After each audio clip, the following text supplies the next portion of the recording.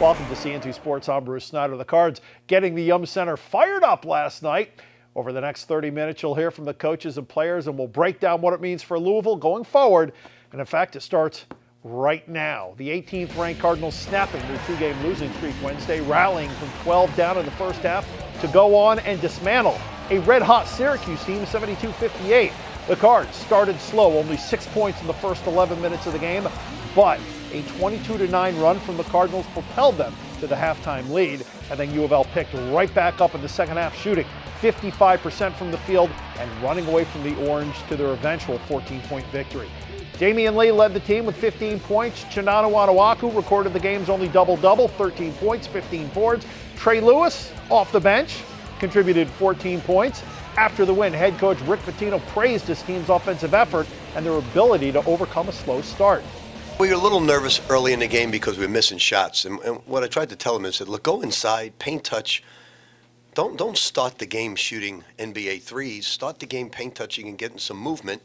Then we started getting really good movement. They executed a beautiful play right before the half, came in with the lead, and then from there we just played excellent basketball. One of the problems, we turned the ball over 8 times in the first half. And not good turnovers, just without ball faking.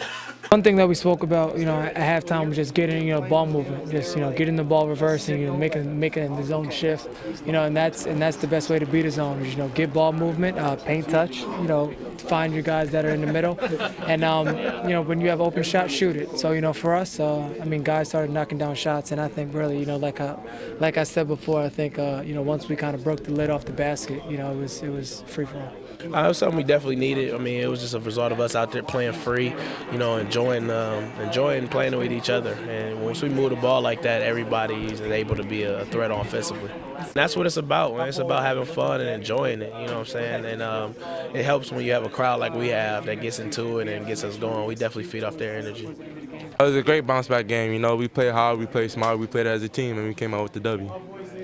And that was big man Chinanu Onuaku having a huge game last night. As we said, this is Tony Rawlings right here joining me. Tony, you were courtside last night, and this was a tale not only of two halves, but of two different teams. The U of L team, for most of the first half, looked like they were just going to give up, and that the whole season was just, the rest of it was going to go down. And then, of course, they got it together. Right, and I really credit this team for bouncing back the way they did in the second half. But you're right, Bruce. In the first half, I literally thought they're going to lose this game. This is going to be a 3-game losing streak. What's going to happen next? Will they totally disintegrate? And you heard Damian kind of touch on it there. Once Q hit that jumper, things started flowing for him a little bit in the first half. And then they came out in the second half, and it was like the roles were reversed. Syracuse, it seemed like, didn't have a lot of fight in them in that second half, and the Cards pulled away. It's amazing what happens when you start hitting your shots. Of course, Syracuse known for their zone, but U of L, in essence, breaking the zone, 55% shooting in the second half. Right, and I think that was just a credit to the way they shared the ball, and they got it done in a variety of ways. They got the ball into the post a little bit. Nanu had that nifty behind-the-back pass to Trey Lewis. They were able to knock down shots. You see Damian Lee there knocking down a second-half three. So they did it in kind of all phases in the game if you think about those transition dunks they had down the stretch there also. So really well-rounded second half of basketball for them. And they started having fun. And, of course, it's a lot more fun when you've got the lead and when you've got a comfortable lead. But it looked like at some point something snapped, and they were just like, if we're going to go down, let's just go down having a good time, which was the reputation and personality this team had all the way back in October and November. Right, and I think if you look at the last 5 minutes in this game, especially when all the dunks happened, and I'm sure a lot of fans that watched the game or were there in person will remember that,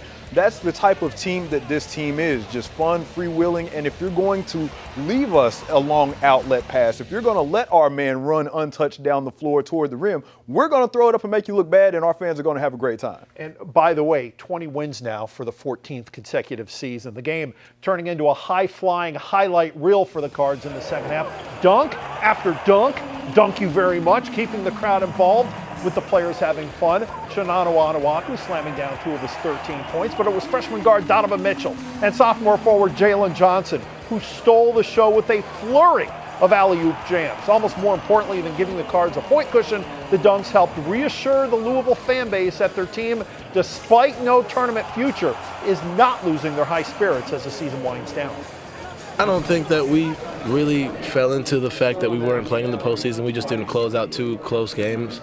But I think that that postseason, like having that is kind of an excuse, and we don't make excuses. They're a sign of weakness, and I think that we just want to come out and just play our hardest for the guys that are leaving, and just have the guys that are coming back just gain more experience. It was big for us momentum-wise. We needed a game like this, offensively and defensively. We got after it, and moving forward, this gives us the confidence to play how we should have been playing. And we're definitely was down about losing those 2 games, but now we back to where we need to be. It's kind of been a theme for this year, you know. No matter what happens, we're gonna fight. Well, whatever happens, we're gonna give it everything we got, and we're gonna bounce back. You know, when we get hit, we're gonna bounce back. A couple people I want to discuss. First of all, the man you just saw there, Trey Lewis. I mean, Trey made it a point earlier in the week of saying he was upset that he wasn't getting enough playing time. Well, he did not start, but he contributed double-digit points, and I think he had 26 minutes. Right, and that could be, you know, a teaching moment or a teaching tool for Coach Pitino. You never know how they handle these things because it's all behind closed doors, but I have to imagine him not starting after saying that, you know, is sort of Coach's way of saying, hey, I'm going to sit you for a minute because you messed up. But he also talked about just realizing the mistake that he made, and it just came out of frustration, which at his age you can't blame him for. Donovan Mitchell has been incredible, and it's almost to the point where you don't want to blink when he's on the floor because you might miss something spectacular. That's right, Bruce. He is an exciting basketball player, and I think as he gets more minutes, we see him becoming more comfortable. And they practice a lot of these type plays, the outlet passes, the alley-oops. And so when they can find him doing the same things in practice, that in a game situation, I think that makes him even more comfortable to just get out there, be himself, and play the way he can play. Why do I have a feeling he's going to be on a lot of ESPN top 10 highlights of the night as we go forward? All right, so on the horizon now is Duke. Duke, all they did was somehow steal a win against number 2 North Carolina in Chapel Hill. So now you've got a U of L team fired up, but a Duke team coming in very fired up and just 1 game out of first place in the ACC. And that will be interesting because Jason Anderson and I talked about this earlier in the week. The teams that are coming to the Yum Center and the teams that Louisville are playing have so much to play for. So while Louisville, you know, isn't worried about the postseason and that sort of thing, a lot of these teams are trying to solidify their spots, you know, for Selection Sunday and even getting seeding into the conference tournament. So they will come in here guns blazing. I'd rather it be Duke than one of the bottom feeders because now you've got something worth playing for, worth watching. It's going to be a lot of fun. All right, the Louisville front court had an all-around dominant effort, even in the absence of 2 premier big men, Mango Mathiang and Anas Mahmoud, who were both injured and out. The Cards out-rebounded the Orange 41-30, 15 of those from Onuaku, which matches his career high, but it was points in the paint that really pushed U of L to victory. Louisville outscoring Syracuse 50-20 down low, thanks to a spark from their head coach. Coach came in and gave us a spark. You know, he told us we're going to win this game. We're not going to give up. We're going to keep fighting. We're going to win this game. Just stay with it and just keep going, bring more intensity down, bring it to another level. And that's what we did. We went out to succeed. I mean, coming off them 2 losses, you know, we just was thinking, like, we got to make a statement. Like, we got to show that we still got heart. We still got enough goal to go get it. Regardless of everything that's happening to the system right now, we trying to send our seniors away on a good note, and like let them be at least memorized. And so we trying to go hard every time, and we know them 2 losses kind of like hurt it. So from now we just got to set a mindset. We got to do it. And that's what we're gonna keep doing. It feels great to succeed, but it feels the best feeling I get is when I help my team win. And I don't want any of my teammates to ever get injured. That's the last thing I want to see happen to them.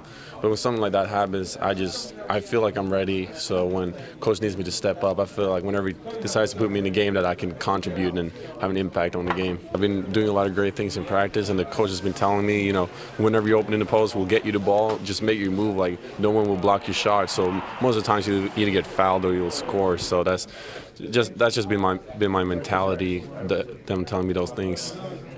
And Tony, there's your silver lining right there. Mott Stockman, who earlier had been ridiculed earlier in the season, I should say, now making a very, very important contribution, especially with the injury to Anas Mahmoud and, of course, Mango. And we've heard Coach Pitino talk about him not being game ready and that he plays well in practice, but it just doesn't translate well to the game. And we've seen it a lot of times. He's looking at his feet. He's unsure of what to do and where to be. But to see him now, just the way he's developed in these past few weeks, and he'll be leaned on a little more through this final stretch with Honest being out and Mango being out. But I like the fact that he's making the most of his opportunity. There's nothing worse for these players that don't play a whole lot, and you root for them and you pull for them to see them do well, and they get in there sometimes and aren't prepared and don't look ready. So to see him playing the way he's playing and to continue developing that confidence is a good sign. Hey, he had 6 points, had 10 valuable minutes, but now you got to wonder, with the injuries down low, even with Stockman in there, is depth going to be an issue, especially against a Duke team that is so tough? I think it could, and Marshall Plumlee, I think, is a huge reason for that. You know, he is a tough guy on the interior. You know, we've had foul trouble issues all season long out of this U of L team, and with a guy that is as active and as strong and as physical and experienced as Plumlee, I think that will be the determining factor just to see how deep Louisville will have to go into the bench. And I think you said it, Onuaku needs to stay out of foul trouble this game as much as any game we're talking about. Tony Rawlings, great stuff as always. Thank you very much. Thank you.